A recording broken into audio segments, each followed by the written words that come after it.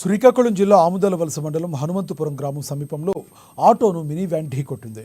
ఈ ప్రమాదంలో ఆటో డ్రైవర్తో పాటు ఇద్దరు ప్రయాణికులకు తీవ్రంగా గాయాలయ్యాయి. ఆటోలో చిక్కుకున్న డ్రైవర్ను అతి కష్టం మీద స్థానికులు బయటకు తీశారు.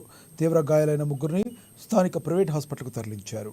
పొగమంచు అతివేగ కారణంగానే ప్రమాదం జరిగిందని స్థానికులు తెలిపారు.